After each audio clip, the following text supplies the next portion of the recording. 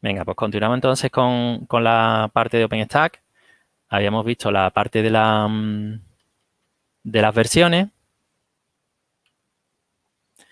Y bueno, pues ahora mismo eso, estamos en unas versiones nosotros en nuestra nube. Bueno, pues tenemos ya una versión realmente obsoleta que deberíamos actualizar sí o sí, ¿de acuerdo? Pero sí es verdad también que los componentes que manejamos nosotros, que son los esenciales, que ya lo veremos, que son los de infraestructura pura, eso han cambiado poco. De hecho, vosotros habéis estado interactuando este año con el cliente de la versión de 2020 contra un OpenStack de la versión de 2016 y sin embargo no habéis notado ningún inconveniente porque esa parte, digamos, dentro de los componentes de OpenStack, los componentes base, los componentes del core ya están muy estables y han cambiado muy poco en los últimos años. Lo que han cambiado más son el resto de componentes adicionales. Sin embargo, en las versiones anteriores, en las versiones entre el año 2013, 2014, incluso los componentes core iban cambiando. ¿De acuerdo? Ya afortunadamente no es la situación, con lo cual hacer una actualización también de los componentes core de OpenStack pues es algo tampoco muy duro, ¿no? ¿Vale? Fijaros, luego explicaros, aunque no sea con mucho detalle, si el tema este de que, porque fue muy... No sé, Alberto, sí. Aval no, que se había desconectado Rafa y Álvaro Vaca y no sé si están teniendo problemas allí, a lo mejor en la clase o algo. Vamos, parece que se ha vuelto a conectar Rafa, no sé. Se ha vuelto a conectar ahora, se ha desconectado. Seguimos teniendo problemas de red. Seguimos, ¿no? Pues, sí, esta mañana volví a realizar la misma prueba y a las 9:10 otra vez los mismos problemas. Los mismos problemas, ¿no? Vale, vamos, pues entonces tendremos que volver a comentarlo y demás, porque bueno, ya os digo, yo el problema que comentaron ayer, bueno, sí, evidentemente podía ser, pero a mí que fuera solo eso me parecía raro, ¿eh? Alberto, no tenía mucho sentido esa respuesta que te dieron. No tenía mucho sentido. Bueno, efectivamente. Bueno, pues entonces voy a explicar un poquito esto de la OpenStack Infrastructure Foundation. Ya digo, es como se llama ahora mismo lo que inició como la OpenStack Foundation, ¿vale? Inicialmente, bueno, pues lo que se hace es la NASA y Rackspace lo que hacen es dan un paso atrás, montan esta fundación para intentar que muchas otras organizaciones y empresas participen para que esto sea abarcable. Es decir, ya enseguida vieron que era un proyecto que era un monstruo. De hecho, fijaros, para que lo entendáis, OpenStack está desarrollado en Python. Es el desarrollo de Python más grande que se ha hecho con diferencia del siguiente. ¿Vale? Pero con mucha diferencia, ¿eh? En cuanto a tamaño de proyecto y en cuanto a esto, es muchísimo más grande que cualquier otro proyecto que se haya hecho en Python. ¿Vale? Y entonces lo que ellos hacen es que montan esta fundación, que inicialmente se llama la OpenStack Foundation, y que este año, bueno, en el 2020, cambió su nombre a la Open Infrastructure Foundation porque ya no tiene solo el proyecto OpenStack, ¿vale? Yo os lo pongo aquí para que lo veáis.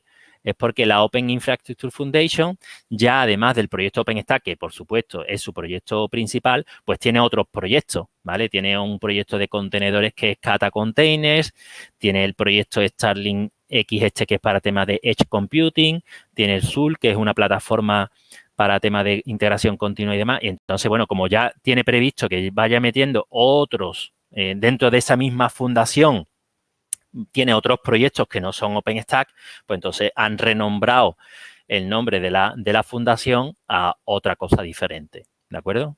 ¿Vale? Y eso se llama pues Open Infrastructure Foundation, ¿de acuerdo? Pero el origen es la OpenStack Foundation, ¿vale? Está abierta a cualquiera que participar y esto es lo que os digo. Es decir, yo por ejemplo, soy miembro, ¿vale? Miembro individual, evidentemente, porque he participado y, bueno, porque en un determinado momento eso te otorga la posibilidad incluso de votar a la gente que manda. Lo que pasa que, bueno, yo como no voto porque tampoco tengo preferencia por uno u otro. Entonces, pues hay además también múltiples empresas y esto es lo que os quería decir, ¿vale? Porque esto es lo que es, fijaros, muy llamativo, al menos para mí es muy llamativo. Fijaros, se monta esto y las empresas que participan, ¿vale? Luego lo de Platinum y lo de Platinum, Gold Member y demás, esto no es por sorteo, ¿vale? No sé si sabéis por qué se otorga una categoría u otra dentro de este tipo de cosas. ¿Os lo imagináis o no? Por ver cuánto poquina cada uno. Ahí está. Es decir, yo no sé qué barbaridad es Yo no sé qué barbaridad es, pero es una barbaridad enorme la que tienen que poner los miembros Platinum, ¿vale? Entonces, tú según lo que puedas poner de pasta al proyecto, tienes una categoría y así tienes más o menos voz en el proyecto. ¿Entendéis? Es la parte política del proyecto, cuidado, no es la parte técnica del proyecto. En la parte técnica del proyecto son proyectos de software libre, pero sí es la parte política del proyecto. ¿Qué es la parte política de un proyecto? ¿La que toma decisiones? La que toma decisiones sobre a dónde va el proyecto. ¿Entendéis o no? Es decir, ahora mismo OpenStack se va a centrar o va a ir fundamentalmente a darle soporte a la parte de la interconectividad de redes, porque la parte de interconectividad de redes es muy importante para un tema que está evolucionando, que es la parte de las telecos, porque las telecos están utilizando esto mucho. Y eso forman parte, a lo mejor, de la OpenStack Foundation, empresas que no son telecos. Por ejemplo, ahí está Facebook y dice, a mí que se dedique a toda esa parte, a mí, plin. Yo no quiero que se dedique a esa parte. Y eso es política. ¿Entendés o no? Eso no tiene nada que ver con aspectos técnicos. Eso es en dónde se va a invertir más o menos recursos.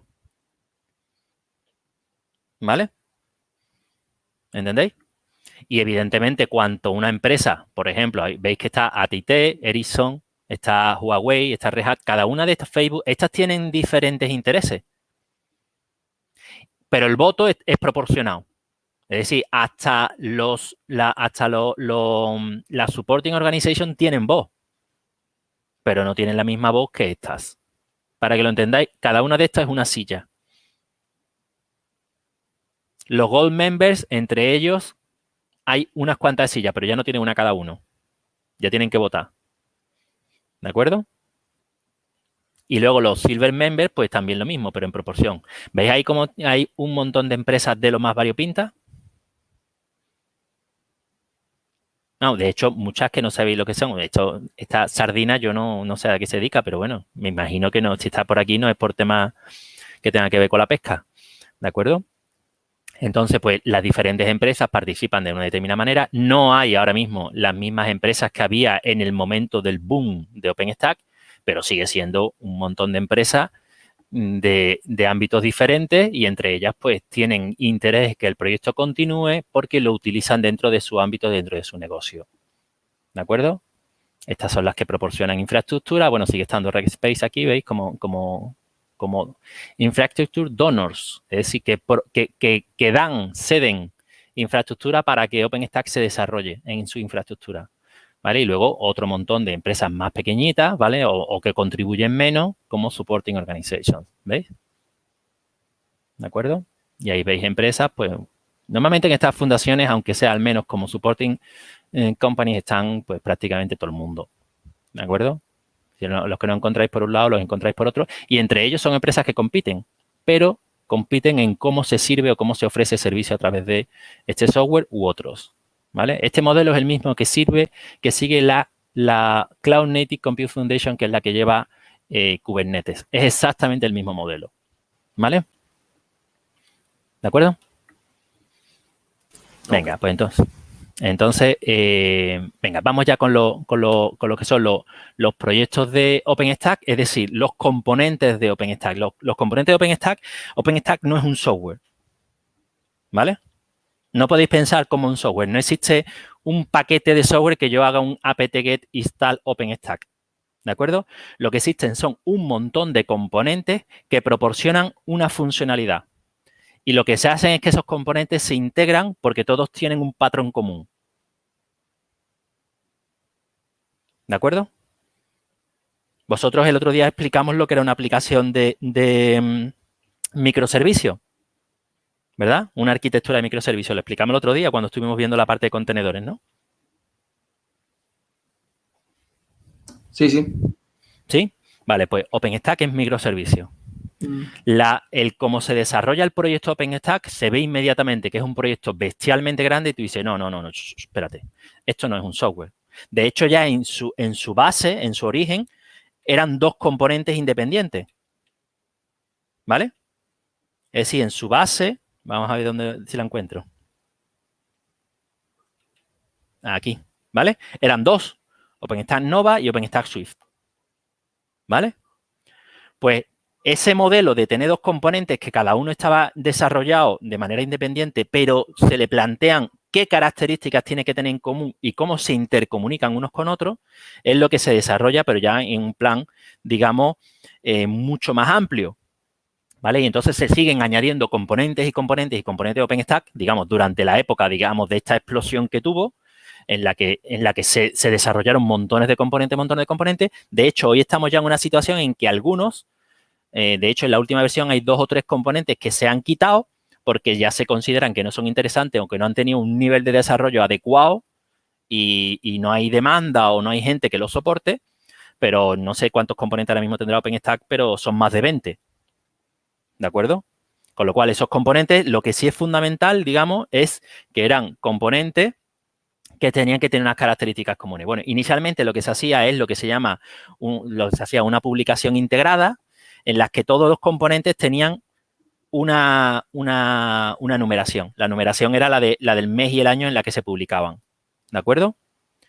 Lo que se pasó, como los componentes, cada uno tenía una historia diferente, se pasó a un modelo diferente que inicialmente se llamó Big Ten. Hoy no sé si hoy en día se sigue llamando así, pero básicamente lo que se hacía con esos componentes es que cada componente tenía su propio versionado y que cuando se saca una versión de OpenStack, lo que se dice es la versión, por ejemplo, OpenStack Newton. Vale, pues OpenStack Newton tiene tal versión de Nova, tal versión de Swift, tal versión de Cinder, tal versión de Neutron, tal versión de no sé qué. Porque entre sí son las que funcionan, pero no tienen la misma número de versión. No sé si lo entendéis. Tiene la 12 de este, la 7 de este, la 6 del otro y la 1 de otro, porque es un componente nuevo que acaba de salir. ¿Me seguís? Sí. Sí. Para ese primer vistazo de cómo son los diferentes componentes de OpenStack, los de OpenStack tienen este Navigator, ¿vale? Este software que nos dice los componentes de OpenStack. Esto es la página de OpenStack. Y fijaros, nosotros tenemos, ¿vale? Para los diferentes componentes, y eso es lo que vamos a ver nosotros a partir de ahora o a partir del próximo día. El componente fundamental de OpenStack, ¿vale? El componente fundamental de OpenStack es Nova. Nova es el que está en el origen de OpenStack. ¿Qué es lo que es Nova? Y podemos darle aquí al botón y que nos enseña lo que es el proyecto Nova. ¿Vale? Pues Nova lo que nos proporciona es máquinas virtuales. ¿De acuerdo? Fijaros, este apareció por primera vez en OpenStack Austin, ¿vale? Esta es la primera versión de OpenStack. Es decir, este está en el origen del proyecto. ¿De acuerdo? Vosotros cuando manejáis una instancia de OpenStack, el componente de OpenStack que os la está proporcionando es Nova. Pero Nova, vosotros no lo utilizáis directamente, ¿verdad? Nova lo utilizáis integrado con otros componentes. Por ejemplo, hay un componente que es fundamental para poder utilizar Nova, que es Keystone, que Keystone es el que se encarga de la autenticación. Cuando vosotros ponéis las credenciales vuestras de OpenStack, es Keystone el que os proporciona un token y mediante ese token vaya a poder decirle a Nova que os dé una máquina virtual o que os diga cuántas máquinas virtuales tenéis en vuestro proyecto o que os diga las características de esas máquinas virtuales o que os permita redimensionar la máquina virtual o que os permita todo ese tipo de interacciones con las máquinas virtuales las hace Nova, pero Nova necesita, ¿vale? Nova necesita que Keystone le proporcione la autenticación. ¿Y Neutron qué le proporciona a OpenStack? Neutron le proporciona las redes, ¿vale? La virtualización completa de la red. Neutron proporciona la virtualización y las máquinas virtuales tendrán que tener conectividad por red, ¿verdad? Claro. Lógicamente. Pues eso necesita Nova, por eso pone depende de otro componente que es Neutron, que es un componente independiente. Porque yo creo las redes por un lado. Para crear las redes, evidentemente, también tendré que autenticarme con Keystone, ¿de acuerdo? Y yo creo las redes. Y una vez que están creadas las redes, puedo crear una máquina virtual y la máquina virtual esa se conecta con Neutron porque al final se va a tener que conectar a alguna de las redes que yo he creado anteriormente. ¿Y Glance qué es? El otro componente del que depende. Pues Glance es el componente que me proporciona o me gestiona las imágenes. ¿Cuál es el flujo, digamos, que tenemos nosotros cuando creamos una instancia en OpenStack? Nosotros lo que hacemos es seleccionar una imagen, ¿vale? Esa imagen realmente lo que se va a hacer es un clon, que es lo que nosotros vamos a arrancar, ¿de acuerdo? Pues esa gestión de imágenes no la hace Nova directamente, sino que la hace un componente separado. Esto es lo que es arquitectura de microservicios. La hace un componente separado que es Glance. ¿Lo entendéis? Glance es muy sencillito. Glance es muy sencillito porque básicamente simplemente lo que tiene es una imagen en un determinado formato. Glance soporta múltiples formatos. Soporta imágenes en formato QKU2, pero también en formato VHD y también en formato de otros muchos hipervisores. Y lo que hace es que cuando Nova le pide una máquina, pues Glance se la da. Ya está. O sea, Nova, antes, para poder arrancar una instancia, tiene que existir la imagen en Glance. Eso lo sabéis vosotros. Vosotros no podéis levantar una máquina virtual y conectarle un CD y hacer una instalación, como haríais en un sistema de virtualización, sino que tiene que ser una copia, un clon de una imagen que exista previamente. Las imágenes las proporciona Glance. Entonces ya os tenéis que ir, digamos, haciendo poco a poco con esta visión de OpenStack, ya os tenéis que ir haciendo con los diferentes componentes que estáis acostumbrados a manejarlo, pero vosotros los estáis acostumbrados a manejarlo desde alto nivel sin entrar en detalle de lo que hace cada componente. Y ahora lo que vamos a ir viendo en los próximos días es lo que hace cada componente. ¿De acuerdo? Esto es exactamente lo mismo en cualquier otra infraestructura en nube. Es decir, si lo vemos en Amazon, si lo vemos en Azure, si lo vemos en Google, es igual. Tiene un sistema de autenticación, tiene un sistema de redes, tiene un sistema de gestión de imágenes y tiene un sistema de gestión de máquinas virtuales. Es igual, el modelo es el mismo. No hay prácticamente ninguna diferencia. Entendiendo cómo funciona uno, entendéis cómo funcionan todos. Aunque uno al servidor lo llame server, otro al servidor lo llame instance y otro a un servidor lo llame computer. Es lo mismo. Es una instancia en nube que es un clon de una imagen. ¿De acuerdo? Y ese clon puede ser con aprovisionamiento ligero, ese clon puede ser con una copia en bruto o ese clon puede ser lo que sea. ¿De acuerdo? Pero en todos los mecanismos de infraestructura son idénticos. Y evidentemente la autenticación, en el caso de Google, la autenticación que es... ¿Qué es lo que hace la cuenta de Google? Y en el caso de Azure, pues tu cuenta de Microsoft. Y en el caso de Amazon, tu cuenta de Amazon. Y en el caso de Gonzalo Nazareno, el servidor LDAP que tengáis aquí, ¿no? la cuenta del Gonzalo Nazareno. Keystone está conectado con el LDAP nuestro. ¿Entendéis? Para proporcionar autenticación. Es lo mismo todo. ¿De acuerdo? Luego también, ¿vale? También, además también, Nova puede estar relacionado con estos otros componentes, pero lo vamos a ver más adelante. ¿De acuerdo? ¿Vale? Venga. Vamos a ver. Es decir, por verlo un poquito en orden. ¿Entendéis entonces ya lo que es Nova? ¿Verdad? Y ahora, ¿qué es Zoom? Claro, aquí me dice este Compute Service, este Container Service, Zoom. Zoom lo que nos da, nosotros este componente no lo tenemos, ¿vale? Este componente no lo tenemos. ¿Qué es lo que nos proporciona?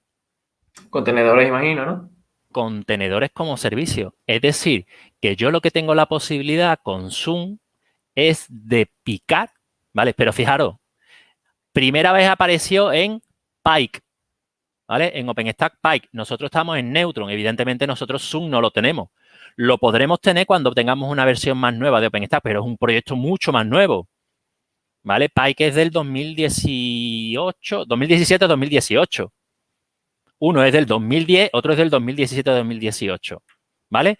Esto lo que nos proporciona es contenedores como servicio. Es decir, que yo pique y lo que me haga es lanzarme un contenedor. ¿Entendéis o no? Que a mí el listado que me ponga pues sean de las imágenes de contenedores y yo pique clac, y me lance en lugar de una máquina virtual un contenedor. ¿De acuerdo? ¿Vale? De todas formas, este servicio, esto es mucho menos utilizado. ¿Por qué? Hombre, porque yo también puedo montar una máquina virtual y en esa máquina virtual instala Docker o instala Linux Container y ahí lanza mis contenedores. Pero esto lo que te ofrece es un sistema que está integrado con OpenStack. ¿Vale? No los vamos a ver todos, ¿eh? Vamos a ver los más importantes, pero veis ahí, os hacéis una idea ya, digamos, del no sé cuántos componentes hay ahí. 6, 9, 9, 15, 19, 22, 25, 26, 27, 28, 29. 29, ¿vale? 29 componentes. Pensad que inicialmente eran 2. ¿Vale? 29 componentes. Y de hecho yo creo que ya os digo que han quitado algunos. O sea, que llegaron a tener más de 30. Vamos los importantes, ¿vale? De momento estos del control del hardware son un poco más específicos. Bueno, os voy a explicar Ironic, ¿vale? Porque Ironic es genial, ¿vale? Y no sé si lo voy a ser capaz de que lo entendáis. A ver, venga. Ironic es Bare Metal como servicio, ¿vale? Ironic lo que nos proporciona es servidores físicos como servicio. Imaginaros esto en un centro de datos, ¿vale? Yo, en lugar de salirme la lista de imágenes, lo que me sale es la lista de mis servidores físicos. Me dice el HP tal, el Dell no sé cuánto, ta. Y dice, levántame el Dell. Pero no levántame el Dell y le instalas una Ubuntu 20.04. Y le instalas y le pones como usuario tal, le pones mi clave pública y me lo devuelves cuando tengas acceso. Vosotros habéis instalado servidores físicos, ¿verdad?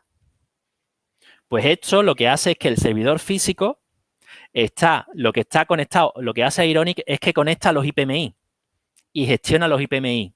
Y entonces arranca la máquina, le pasa la imagen del sistema operativo y cuando el sistema operativo está instalado con las credenciales que le pasa de la clave pública del usuario, se lo devuelve al usuario ya instalado con la dirección IP por DHCP, con el usuario creado y con la clave suya puesta. Con lo cual el usuario acaba de arrancar un servidor físico, ha instanciado un servidor físico y el servidor físico está instalado.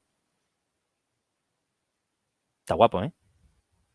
Hombre, hubiésemos hecho la práctica que nos pegamos 2 o 3 No. Que va. Hay que sudar tinta para poder valorar esto. Si eso lo explico vosotros cuando no lo hayáis hecho, no lo valoráis. Aparte que hay que configurar Ironic. Es decir, aquí instanciar un servidor físico es muy sencillo. Sí, pero ahora tienes que conectar ante el IPMI. Bueno, tienes que crear el componente de software y luego tienes que configurarlo para que el IPMI de todos los dispositivos esté gestionado a través de OpenStack. Pero imaginaros esto para un proveedor, para una empresa que tenga que tenga gestión de servidores físicos. Hay empresas que se dedican simplemente a ofrecerle a sus clientes servidores físicos como negocio. Pues tú dices, yo monto un OpenStack y lo que monto es Keystone y Ironic. Bueno, y Neutron, ¿vale? Ya está. No me hace falta nada más. ¿Entendéis lo que os digo? ¿Para qué? Si yo no voy a luego hacer nada más con OpenStack en esas máquinas. Yo lo que le voy a ofrecer a mis clientes es los servidores físicos. Y cuando un cliente me pida un servidor físico, yo lo que voy a hacer es que o lo va a instanciar él automáticamente o se lo voy a instanciar yo. ¿Me entendéis? Ay, no me acuerdo ahora, porque hay una empresa que solo ofrece en nube pública. No me acuerdo ahora cuál era. No me acuerdo cómo se llamaba esa empresa. Es decir, que tú tienes la opción de instanciar servidores en nube pública.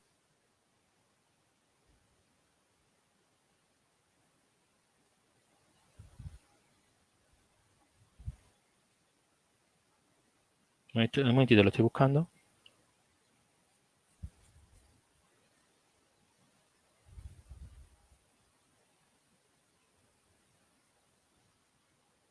No lo encuentro ahora mismo.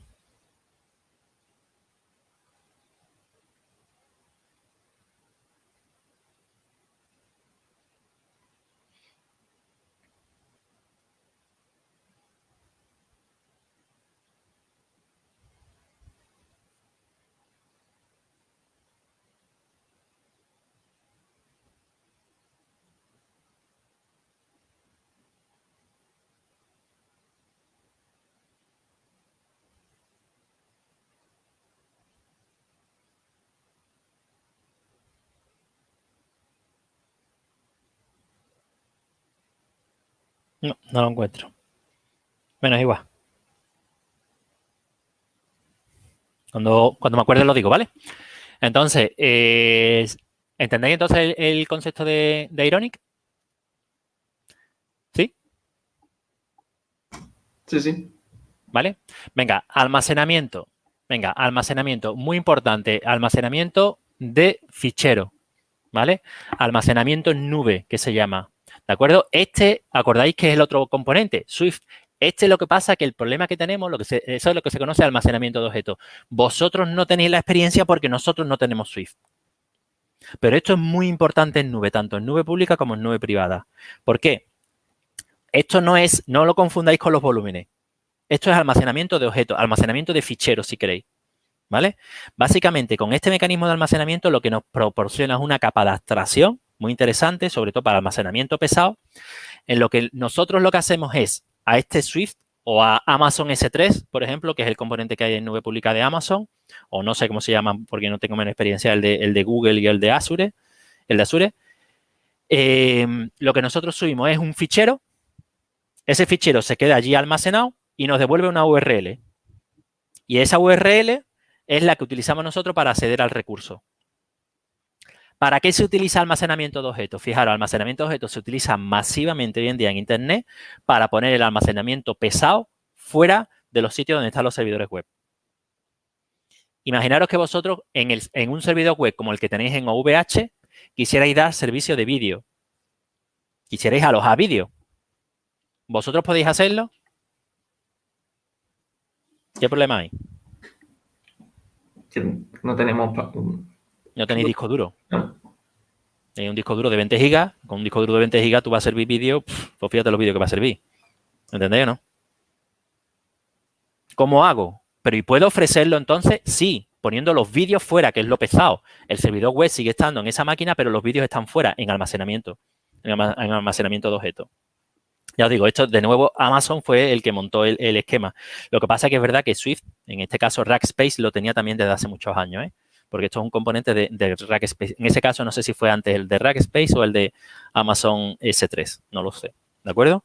Almacenamiento de objetos. Yo subo el objeto y me devuelve una URL de esa con un UID generado.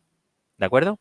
¿Qué ventaja tiene? Pues que yo simplemente pues controlo con ese almacenamiento y puedo tener de forma masiva un montón de almacenamiento sin tener que aumentar el tamaño, el disco del servidor.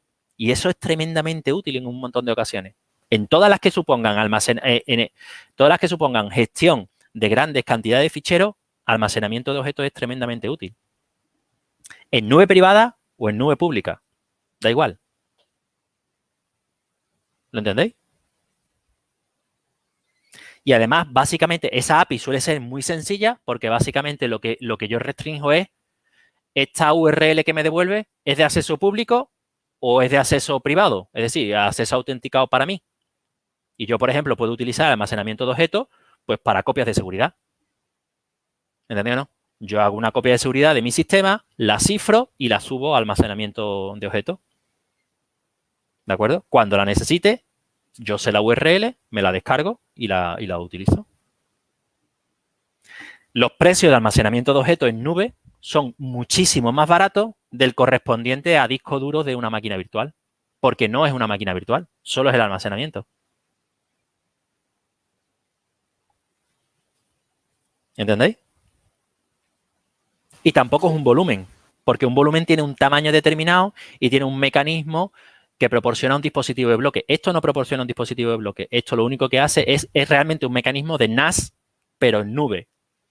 Yo subo un fichero y él, en lugar de darme una URL con el nombre del fichero, pues lo que me devuelve es una URL con un UID. ¿De acuerdo? Lo utilizamos continuamente, ¿eh? El almacenamiento de objetos en Internet se utiliza continuamente, aunque no seamos conscientes. Nosotros vemos un contenido en una página web y ese contenido, parte de ese contenido, está en almacenamiento de objetos en nube. ¿Vale? ¿Lo entendéis?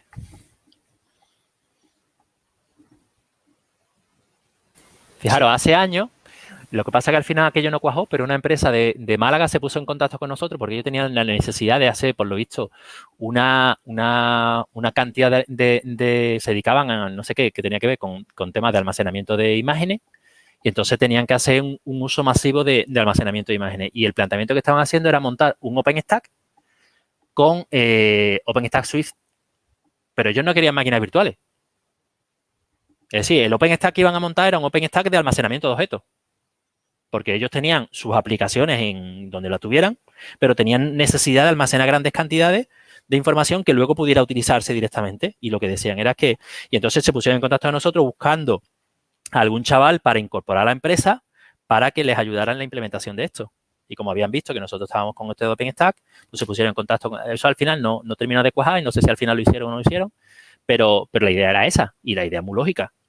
Es decir, yo no voy a montar un OpenStack con Nova, con máquinas virtuales o con volúmenes y demás, porque no lo quiero para nada. Yo lo que quiero es un mecanismo, digamos, de almacenamiento masivo de información y que me proporcione una API cómoda para luego gestionarlo. Y ahí lo que necesita es simplemente tener Keystone, ¿vale? Tener Keystone y Swift. Ya está. ¿De acuerdo? Venga, seguimos. Venga, Cinder. Este lo conocéis, ¿verdad?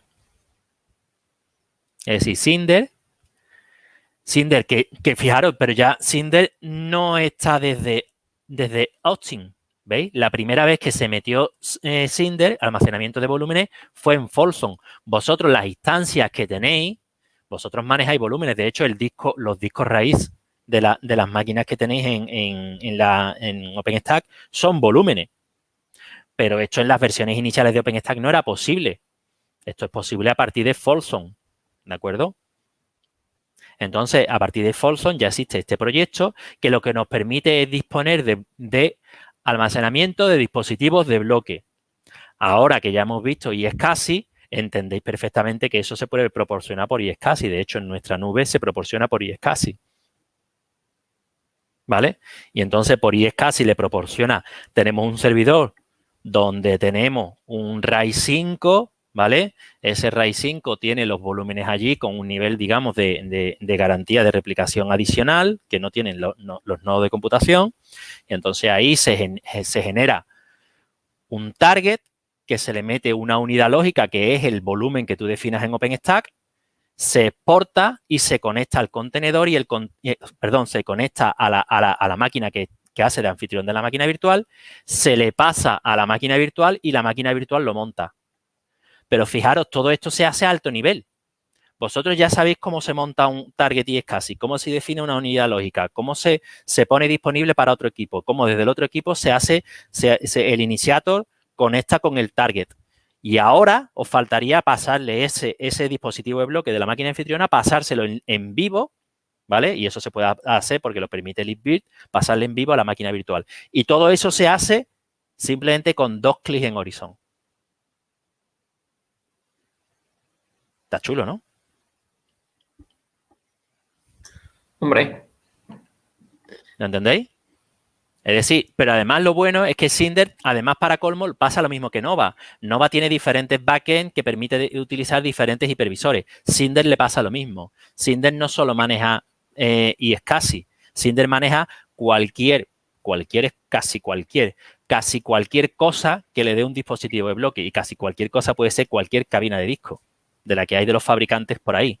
De Qualogic, de Dell, de HP, de Huawei o del que sea, tiene un driver que se conecta con Cinder y Cinder, cuando tú le pides un volumen, lo que te está proporcionando en aquella cabina, te está proporcionando, a lo mejor la cabina aquella está replicada con otra que tiene puesta, con además que maneja Fiber Channel y que maneja no sé cuánto, todo eso al final que está creando es un dispositivo de bloque allí y te lo está conectando con el hipervisor para que tú lo tengas, el servicio, ese dispositivo de bloque esté en remoto en aquella cabina o donde sea. ¿Lo entendéis? Y yo puedo tener diferentes tipos de volúmenes porque unos estén conectados en aquella cabina, otros sean de discos de estado sólido de alta velocidad, otros sean discos de magnéticos, otros sean lo que sea. Y Cinder me proporciona eso. Tremendamente potente, ¿no? ¿Vale? ¿De qué depende? Pues de autenticación. Simplemente Keystone. Es decir, yo tengo que estar autenticado previamente de crear volúmenes. Ya está. Y luego Cinder lo puede manejar, o lo puedo manejar, lo puedo conectar con otras cosas. ¿Sí? Venga. Manila. Manila no lo tenemos nosotros. Manila sería interesante también tenerlo. ¿Qué proporciona Manila? Manila, de hecho, Manila fue una escisión de Cinder, ¿vale? Que aparece en Liberty, ¿vale? Y nos vamos ya a una versión un poco ya más nueva, ¿vale? Manila lo que ofrece es sistemas de ficheros compartidos o sistemas de ficheros distribuidos. Todavía no hemos visto sistemas de ficheros distribuidos, pero básicamente lo que ofrece es dispositivos de bloque o mecanismos de NAS, ¿vale? Mecanismos de NAS nos proporciona también Manila. Manila nos puede ofrecer un NFS, por ejemplo. ¿Entendéis? ¿Para qué yo quiero un NFS? Pues yo quiero un NFS que me lo ofrezca Manila, pero como servicio, es decir, no montarlo yo lo puedo montar, ¿no? Pero si lo ofrezco como servicio, es que él me ofrece un NFS que yo pueda, por ejemplo, utilizar con diferentes instancias de mi cloud. Y utilizan ese servicio NFS. O yo puedo, por ejemplo, en un sistema de ficheros distribuido, que ya lo veremos, pues puedo configurarlo en Manila para que me ofrezca ese sistema de ficheros distribuido y montarlo en diferentes instancias. ¿Vale? Eso se podría haber proporcionado directamente con Cinder, pero se tomó la decisión de separarlo en dos proyectos porque el uso, digamos, de volúmenes como tal, dispositivos de bloque en bruto sin nada más, tenía suficiente entidad y suficiente cantidad de uso como para que mucha gente, muchos, digamos, nubes, prefirieran utilizar Cinder y prescindir de Manila porque no lo necesitaban. Este uso ya, digamos, es un uso un poco más peculiar y por eso se desarrolló un proyecto independiente. ¿Vale? Neutron, componente fundamental de OpenStack. ¿Vale? Neutron lo que nos proporciona es la virtualización de las redes. La virtualización de las redes que hace Neutron es brutal. De hecho, a mí fue el componente que más me costó. Y de hecho yo aprendí SDN, lo poquito que sé de SDN y lo poquito que sé de virtualización de redes, gracias a Neutron. ¿Por qué? Pues porque lo tuvimos que instalar, yo no sé si fue para OpenStack Folsom en una de las actualizaciones, y sudábamos tinta porque no lo entendíamos. Y hasta que no nos metimos a entender lo que eran las redes definidas por software, ¿vale? Pues no pudimos montar Neutron. De hecho, Neutron, cuando lo montamos inicialmente, no se llamaba Neutron, se llamaba Quantum, ¿vale? Y entonces ese proyecto luego por tema de licencia le tuvieron que cambiar el nombre y ese proyecto pues finalmente pues ya lo entendimos un poquito, ¿no? Y lo que proporciona es redes como servicio. Redes como servicio que vosotros estáis muy acostumbrados a hacerlo, pero es una virguería total, ¿eh? Vosotros pensáis que vosotros podéis crear routers, podéis crear redes virtuales que están aisladas en vuestro proyecto de cualquier otro y lo podéis hacer hasta un nivel de complejidad que queráis, ¿vale? La asignación de puertos, la separación y la segmentación, las subredes, la numeración, todo eso se puede hacer en un panel a través de Horizon. O se puede hacer a través de la línea de comando. Pero eso al final, la complejidad que lleva por debajo es bestial. ¿De acuerdo? Y eso el que se encarga de hacerlo, que es un proyecto, digamos, fue muy ambicioso y supuso un cambio radical, fue Neutron. De hecho, Neutron es lo que permite la utilización hoy en día para el tema de las redes complejas que manejan las telecos, ¿vale? Que manejan las telecos para proporcionar servicio a sus usuarios hoy en día. Utilizan el componente fundamental, es Neutron, ¿vale? Neutron permite crear redes definidas por software hasta un nivel y con una rapidez absolutamente descomunal. Pensad que Neutron proporciona, por ejemplo, y crea servidores de DHCP donde sean necesarios, ¿vale? Y luego hay otros determinados componentes de Neutron que los proporciona Neutron y otros que se sacan de Neutron, que es el siguiente que vamos a ver, ¿vale? Porque tienen suficiente entidad como para salirse de Neutron, ¿vale? Ya lo veremos. Y además, cuando veamos, la idea de esto también va a ser enseñaros cómo funciona, por ejemplo, Neutron, cómo funcionan los túneles de comunicación y cómo se hace la virtualización de las redes entre las máquinas para permitir que vosotros tengáis aislamiento dentro de vuestro proyecto, aunque estéis compartiendo hipervisor. Eso es un espectáculo, ¿eh? Eso es un espectáculo y vosotros ya estáis en situación de poderlo entender, ¿vale? Eso nosotros lo tenemos montado con OpenVSwitch, ¿vale? pero se puede montar. Neutron pasa lo mismo. Neutron lo puedo montar yo no solo con un backend que me proporciona eso, sino además lo puedo proporcionar con múltiples backends de diferentes proveedores, porque hay diferentes tecnologías que me proporcionan esto de SDN. Y yo a lo mejor dentro de mi centro de datos tengo ya una herramienta de SDN y lo que puedo hacer es conectarla con Neutron. ¿De acuerdo? Fijaros, por ejemplo, un componente que se escindió de Neutron en su momento porque tuvo suficiente peso o suficiente interés para separarlo fue Octavia. Octavia lo que proporciona es balanceadores como servicio.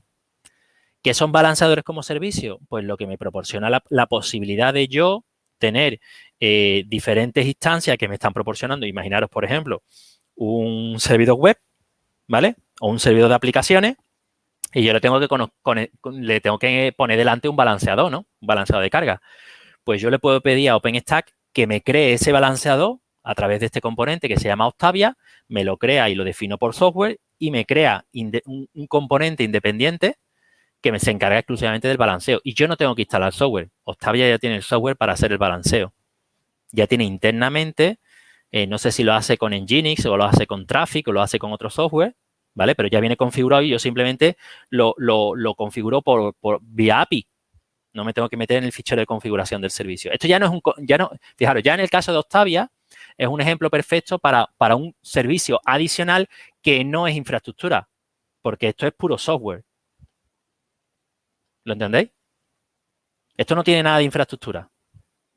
El crear redes, el crear volúmenes, el crear máquinas, el crear todo ese tipo de cosas, eso es infraestructura como servicio. Esto ya no es infraestructura como servicio. Esto es software como servicio. Pero es un componente que está integrado a OpenStack. OpenStack no solo me proporciona infraestructura como servicio, Amazon no solo me proporciona infraestructura como servicio, sino además me proporciona servicios adicionales para esa infraestructura. Esos servicios adicionales realmente es software como servicio. Y eso, en el caso, por ejemplo, de proporcionarme balanceadores, pues me lo proporciona Octavia. Por supuesto que Amazon también tiene su propio servicio de balanceo, Google también tiene su propio servicio de balanceo, Azure tiene su propio servicio de balanceo. ¿De acuerdo? ¿Sí? Bueno, pues yo creo que lo vamos a dejar, ¿vale? Por aquí. Seguiremos el próximo día viendo otros servicios y viendo demás.